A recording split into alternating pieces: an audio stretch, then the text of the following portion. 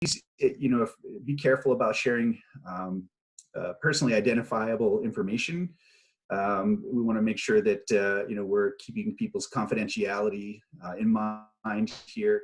And also, if you have like a specific concern about a teacher or an administrator or something along those lines, feel free to reach out to us privately. We have no problems with discussing any personal concerns that you have in regards to specific people.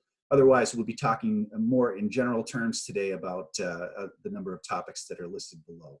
So really the goal here, if we get jumping right into it, is to solicit valuable feedback from you guys to improve the distance learning services provided, expectations for remote student and family participation. And we appreciate you guys being here this afternoon to do that. So I think what we'll do is we'll start with some of these different topics. Sam, you had Zoom troubleshooting up there to start. Did you have anything in particular that you wanted to address with that, or was that just for this session itself?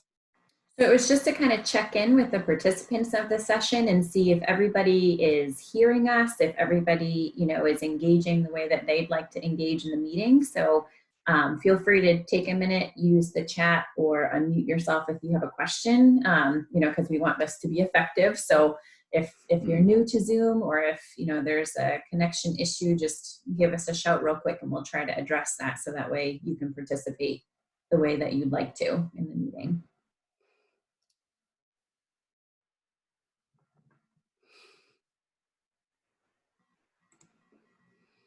I would also like to welcome Jordan Lord and Norma Jean Audette, who are tech coordinator. Norma Jean is, and our tech helper for the high school in Jordan. They're here with us too to help support in any way. So if you have specific questions for them, you can also chat with them too. Yep, and to add to that, the tech support team have been sending emails to students to let them know what their hours are for availability to help students troubleshoot. So if your student's having any tech issues or connectivity issues, device issues, that email should be awaiting them to have some instructions to get in touch with those folks. So not seeing any trouble with Zoom, I guess we can go ahead. And the way that Mr. Aliberti and I kind of envisioned this going is sort of loose and can change if that's the way the group takes it. But we were interested in some feedback on specific things that we've been doing since we've been out of session, and then wanted to open up kind of the second half of the chat to topics of interest to you that maybe we haven't covered. So if you're looking at the screen that I'm sharing with you, you'll see, specific items like food service, communication, particularly from the high school, connectivity, and schedule of teacher accessibility. So I guess we'll kind of jump in, and if anybody has feedback on these pieces to date and want to share, we've got open ears. So I'm going to take notes in the document.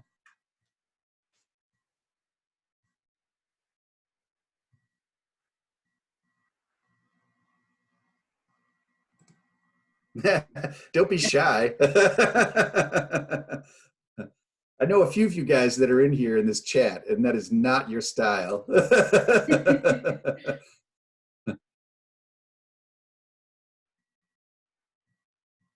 Well, I mean, if it's more engaging too, we can kind of go the other way. Like if there are topics that you hopped on today because you really wanted to talk about something. Okay, Shannon, you have a comment on food service. Thanks for getting stuff started. So Shannon, you can unmute yourself, or I can do that for you. You can share with the group. So I just I think the food service providing lunches and breakfasts are a great idea. Hold on a moment, please. My background.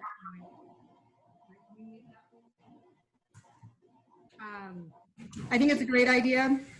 I'm finding that with my son, he is not interested in going down to the bus stop and waiting for any type of food service because I think he feels awkward and embarrassed. And I tried to explain to him that it was for everybody in the district, not just certain demographics. That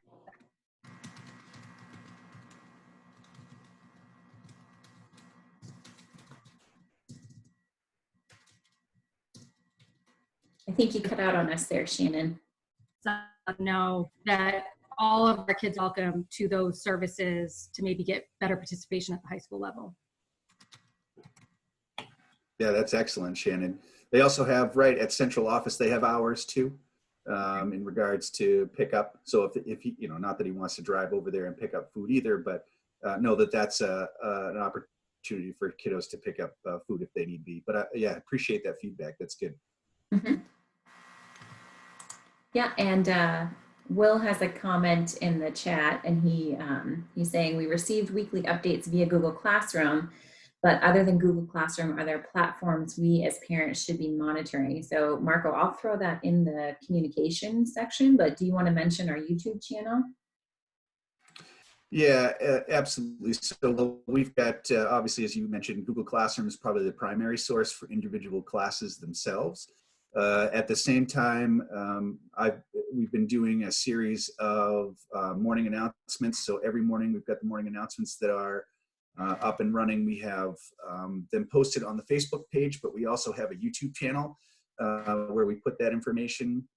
You know, I've been putting things out in mass through Shoutpoint, through IC, and some of that has been phone calls, or it's only been one phone call in particular, but the other would be email. So if there's like mass documents that need to go out, we're using you know, IC, which is the Shoutpoint. It goes right to your email, or it's a telephone call. And then for specific courses, it has to do with the Google Classroom aspect of things. That's really where the information is housed. There's a small minority of teachers that haven't jumped onto Google Classroom. So I would say we're probably at like 95% of the classrooms functioning through Google Classroom as a hub. And those who are not using that either have a different platform that was already up and running and students were connected to and familiar with, or are maybe tiptoeing into technology but still have other supports available for students. Great question. Hello. This is Brenda. Can you hear me? Huh? I just have some questions regarding the homework assignments, not necessarily, you know, what's assigned, but the actual hours it will take, and if there's any coordination with the other teachers. So for instance, if they have instruction from 12 to 3, but teacher 1 gives instruction in homework for 3 hours, and then another one does it 3, that, you know, is there any coordination amongst the teacher about the homework tasks? You want to answer that, Marco? Yeah, absolutely. So Brenda, the way you can think about it is we have the nice, you know, red white calendar, and also the schedules for periods of the day. So periods 1 through 4 on both of those days. So the classes are about 40 minutes themselves, and you know, they can range as far as the work is concerned from just checking in with the teacher for a few minutes and then getting into, you know, doing some work, to full-on Google Hangout or Zoom meeting where the class is there and discussing information.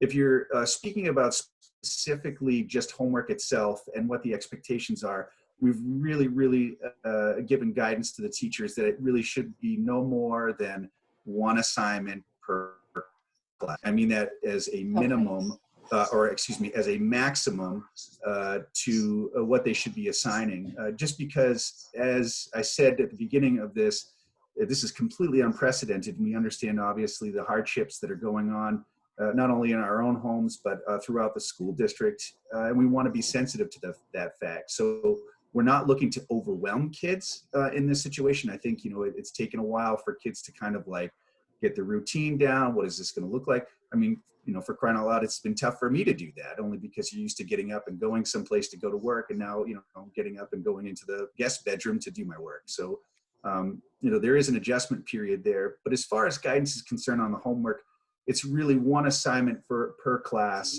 and we're asking for not a lot, just because, again, of the hardship that's involved. Okay, thank you. You answered my question. Thanks.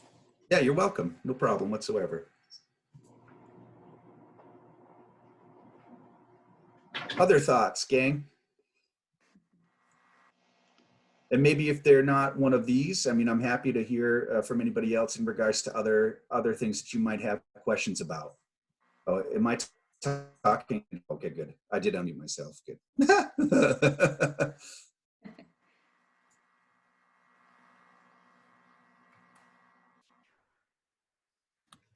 I think they're just maybe it's just too soon to know a lot of answers to a lot of questions, particularly around the seniors. Yeah. Because, this is really, everything that they had that they were looking forward to, is gone. And I think they realize that, or they're getting to that realization. And I think it's just trying to, keep them going forward. It's a pass fail, and, getting them used to a pass fail as opposed to an actual grade, but trying to convince them they still have to do their best no matter what, even if it's just a pass fail. And I think it's just, this is April, graduation was going to be in June, but I'm not exactly sure we're going to be out of it by then. Yeah. And I think it's scary for a lot. It's scary for me. It's got to be for them, not being, I guess, recognized for, their achievements and things. And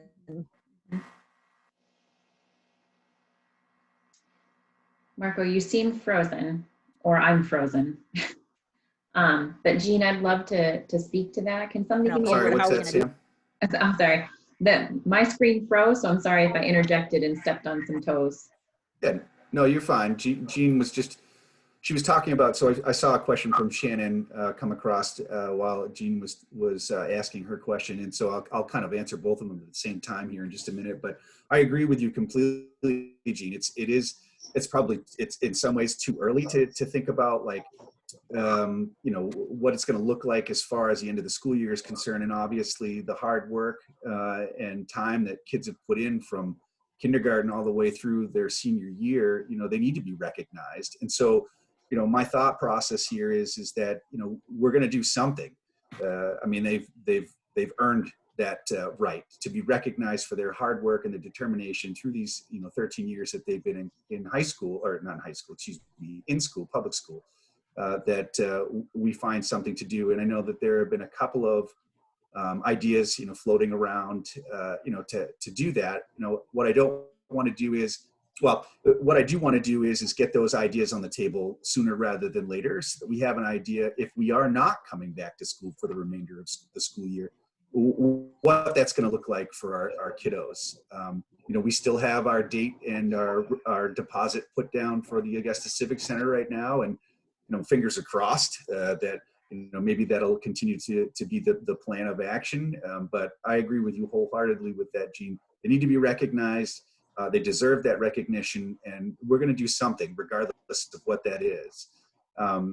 When it comes to pass fail, right? So there will be no weight. And I see that, Brenda, your question about GPAs. So there will be no weight with a pass fail towards GPAs. It's essentially earning the credit. The reason for doing the pass fail piece.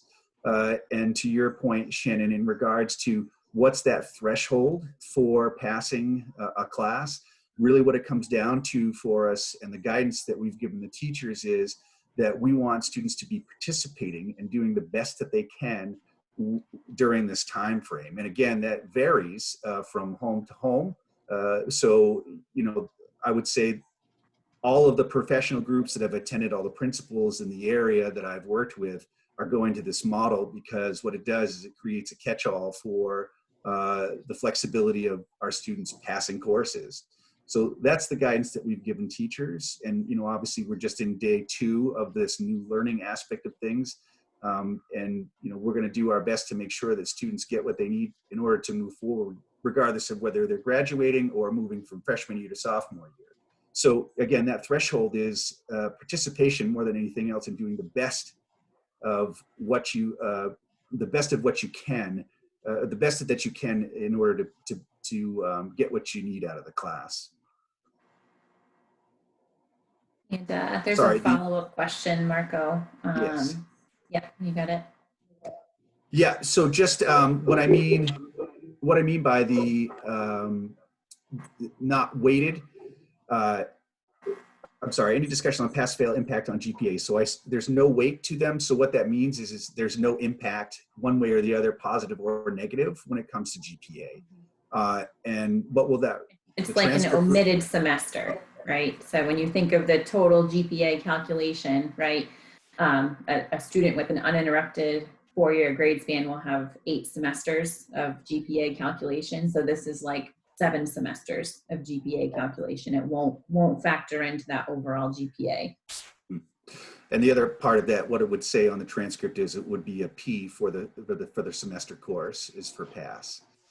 With that being said, the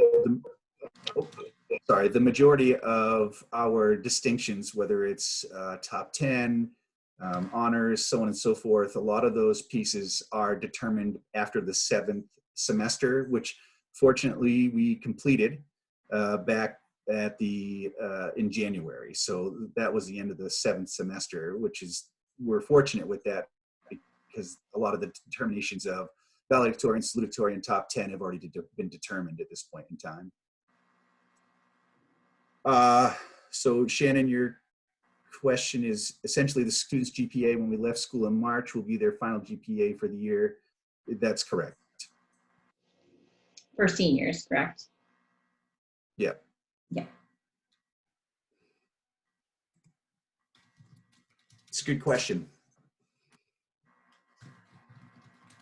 And just, food for thought. I mean, you have colleges and universities around the country that are obviously dealing with the same piece of this with COVID-19, and many of the universities, I mean, Harvard went to a pass-fail. The entire state of South Carolina went to a pass-fail. I mean, so, there are many people around the country that are dealing with this, and this is the path that they're taking.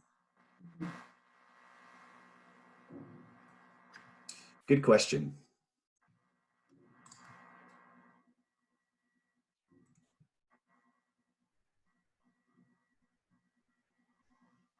I just would want to throw out there too, just in case people haven't seen this, we do have social services that are still active at this point in time. So if your student is in need of support, feel free to reach out to myself or Mrs. Garnett Sias.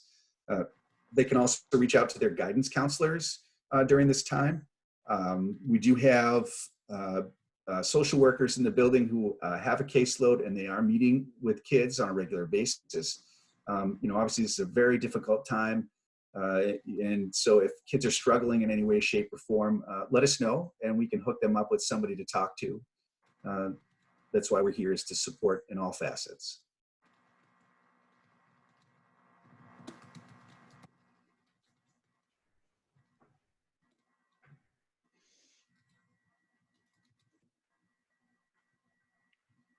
Hey, Jean, I'm curious, or, Shannon, any parents that are seniors that I don't see in the window here, any thoughts about graduation ceremony or ideas about what we might want to do? I'm curious. I'd love to pick your brain about it. I think I had sent you an email about, if the state and federal, I think that's what it comes down to, is the laws and what they're going to allow us to do and what they're recommending. But if they say, graduation smaller scale, or 6 feet apart, is it possible? I don't know how many seniors there are. How many are there? 97. Autumn just told me 97. I was going to say right around 100. Yeah. But So, if we have, if there were to be a ceremony at the Civic Center, 6 feet apart, each student, has two people, so use a typical family, 2 people that they can invite, and, have the people there that are going to be presenting, like, the principal, I don't know who does the diplomas, the principal, the superintendent, the assistant, I don't know who does that. Yep. And just just the people that are going to be presenting, which would probably mean not all the teachers, which I'm sure is not something that, a lot of the students want to hear, or the teachers. But I think if the students can have a ceremony, their family, You know, it's family first, right? I know we're all one big family, but family first. And, you know, the people that are presenting, and at least they'd have something. It wouldn't be what is, you know, it wouldn't be a packed, you know, civic center, but Mhm. at least they'd have something. It's just a thought. Yeah, no, I appreciate it. Like I said, we're taking all ideas at this point in time. So consider a smaller version of graduation ceremony. I saw Hmm. Deb, you put up that Angela would want a full-on ceremony, which I completely respect. You know, as Jean said, it's going to come down to what we're allowed to do to a certain extent. That's for sure. You know, I think also I know. Deb Hoare sent me a Facebook post that was going around just in regards to recognizing students. And I think it was like, you know, a line of cars and people standing on the sides of the road, just, you know, to show support of some sort. I mean, I know that that's not a ceremony per se, but again, it's you know, it's something. You know, I know that there are other school districts, and I think, Sam, you can speak to this too, where like Lewiston has two graduation ceremonies. They have one that's, I want to say like the typical time frame for a student to graduate, but then they also have one in August. And they have two ceremonies essentially for kids that graduated quote unquote on time and those who needed some extra time to finish. So, you know, I'm not sure, you know, obviously how people would feel about gathering at the Civic Center in the summertime. But I'm, you know, just throwing ideas out there. Sam, am I correct in that assessment? Yeah, it's usually at the Armory instead, with a smaller crew of students and family and whatnot. You know, just shifting the conversation a little bit, because graduation, the timeline is a little bit further out. You know, days today, I feel like passed really fast or really slow, depending on how you look at it. But another milestone that, you know, was on the docket sooner was prom. And I wonder if anyone has ideas about something like obviously that's not going to happen in the way that it was intended to happen, but has anyone seen any neat Facebook ideas or Pinterest ideas or anything like that that would give our senior students like a spark of positivity and social connectivity, even if it's, you know, something as off the wall as like, you know, having them kind of dress up and take some video of themselves dancing, or, you know, some stills of themselves, and we kind of like crop it all together and make them like a digital class of 2020 prom video that we like share with them as a pick-me-up, or like some type of positive, I don't know, joint experience that's not going to be the same, but could be something to look forward to. Pardon me, I'm just going to catch up on the chat. No, you're good. No, I agree. I have not seen anything in regards to prom, but with that being said, just know that, as I said, I've been meeting in a couple of different professional groups with principals, not only in Androscoggin County, but in the Western, it's WMEC, Western Maine Educational Consortium, or Collaborative, excuse me. And those high school principals, so that's a group of 15 principals, and the Androscoggin County is maybe 10. And this is a topic of conversation for, we have a meeting this week. So we're going to be, you know, kicking these ideas around. So I may have more to share in regards to, you know, how we might want to approach a graduation ceremony. So, I mean, you know, maybe I'll have more information to share with you guys, more ideas to share with you guys as time goes on. But, you know, I did see the delayed graduation ceremony. So again, you know, if we have to come back, you know, in the summertime to do something, it's really just, you know, again, I don't know logistically how that would work. If it's just shifting the money, you know, that we spend on graduation to that time frame, and as long as they have availability, you know, I think that that's probably something that could happen. I just don't want to promise everybody that that's what we're going to do right at this point in time, because it's I say this, it's early with a question mark next to it, I guess. Yeah. That's good though. Anything with regards to prom? It's hard to have a dance. It's hard to dance with somebody 6 feet away from them. it makes it would make chaperoning pretty easy. Oh, yeah.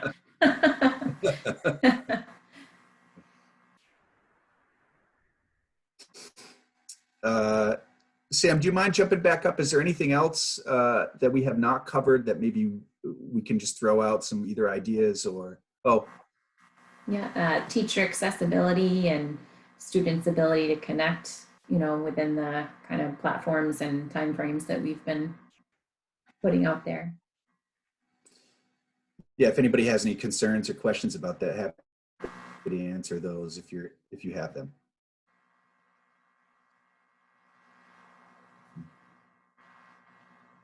Okay. So this is what I would like to recommend that we do. I mean, we have another one of these Thursday at 10:30, Thursday at 10:30. My hope is I think my meeting is between now and then with the Androscoggin County principals, and I'd be happy to update you guys in regards to graduation or prom or any of the other topics that we have on here. But I invite you guys to join us as often as you can, because the more information that we can gather from you guys, questions or concerns, the better we'll all be better off as time moves forward. But I think more than anything else, I'd like to thank you guys for spending a few minutes with us this afternoon. It's been beneficial just to get some ideas, so thank you for that. Sam, is there anything else? Yeah, I was just going to say we also have a chance to connect with our staff on Thursday morning before our parent forum. So, maybe we could put out feelers to staff intentionally during that agenda and just see if they have any ideas about, these milestone like alternative celebrations or different thought processes. But I would just ask too, like if it's not too sensitive of a subject, if you do have a senior or an upperclassman and you want to engage in that conversation and see if they have ideas. I mean, like as far as what we can do digitally, like I feel like the sky is the limit. So if they have some neat ideas, I'm happy to explore them and see if we can get staff kind of putting our heads together, students putting our heads together, give them something fun to like fixate on and think about, like maybe this isn't happening this way, but what are your thoughts or ideas? How can you kind of creatively work with us and kind of still engage in that school community, tackling this idea or this problem? I'd love to hear their thoughts. Yeah, I think it probably, Sam, would be a good idea for us to do a student forum at some point here sooner rather than later. Yeah. That'd be fun. Yeah. Yeah, absolutely. Well, it'd be good to see kids. Imagine that. For real. Yeah. Yeah, and I'm a little disappointed, Autumn, that you're hiding out. I can see Robbie too. Robbie was in the background for a little bit. No way, really? Right on. Lord put in there, he's our tech person at the high school. He put in that we do have tech hours. So if anybody has any issues with their laptops, feel free to check out the little post-its in there. I'll just read it quickly. It's just technology questions. He's open for those 7 a.m. to 3 p.m. weekdays. And if you need to do something in person for device support, an appointment can be made at the high school from 10 to 12 Mondays by contacting Jordan himself. Okay. A senior forum would be great. Yeah, we'll put that on our list of things to do, Deb. And it's nice to see you, Autumn.